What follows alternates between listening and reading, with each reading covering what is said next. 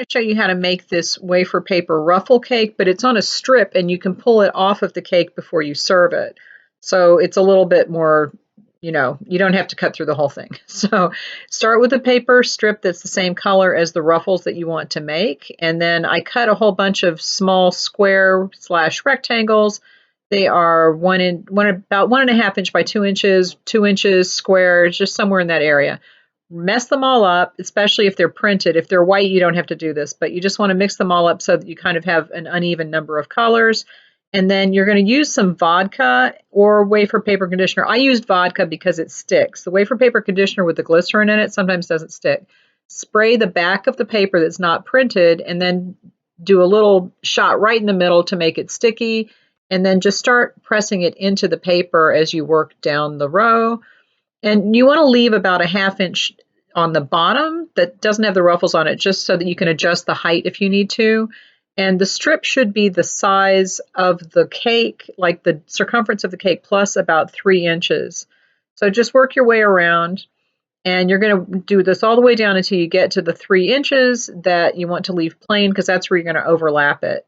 And when you put this on the cake, take that extra little piece that's not covered with ruffles and put piping gel on that and put that against the cake first, and then wrap it around and press the end that comes around onto the section that has the piping gel, and just hold that on there until it sticks together. And this actually is a good way to do it, because you can do this and then put it directly onto a buttercream cake. You don't have to worry about attaching ruffles onto fondant. You don't have to have the cake out of the fridge if it needs to be refrigerated, and you'll be pressing things into it. And it just gets really messy with the piping gel. Now, I've obviously spread this up, but you're just going to work all the way down, kind of alternate colors.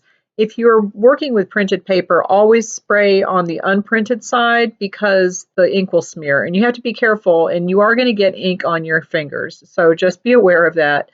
But this is a nice way to make a little ruffle strip that you can take on and off the cake before you cut it. And it just makes it easier to decorate, because you can do this a little bit ahead of time. Don't let this dry overnight, because this is what happens. It will get stiff and it will break, and then you're going to have to mend it together by putting another strip onto the back. And you can never really get wafer paper to be as flexible once you get it wet. And you can use piping the conditioner. You can use wafer paper conditioner maybe, but the ruffles aren't going to stick to it as well, because the glycerin in it keeps the ruffles from sticking super well. So this is how you mend it. Just put it together and add another strip to it. It's not a big deal.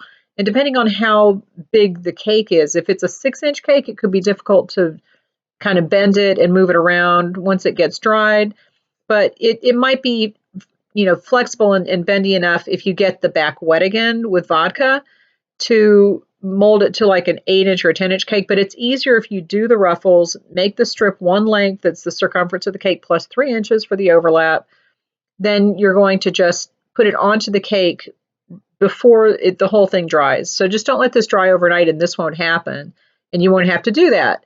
And see, it's attached, but it's still broken in the middle. You can't really see that once you put it on the cake, but if you have to do this, just take some vodka again, spray it on there, let it soften up a little bit, and it will conform to the cake as long as the tier isn't too small. Because as soon as you try to bend this too much, it's going to crack again, because wafer paper just gets stiff when it gets wet with water or vodka. The conditioner might work, but see, this is a 6-inch tier, and you can still conform it to there.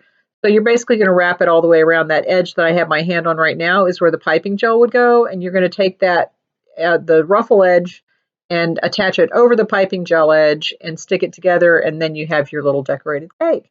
And you can take the whole strip off when you're done.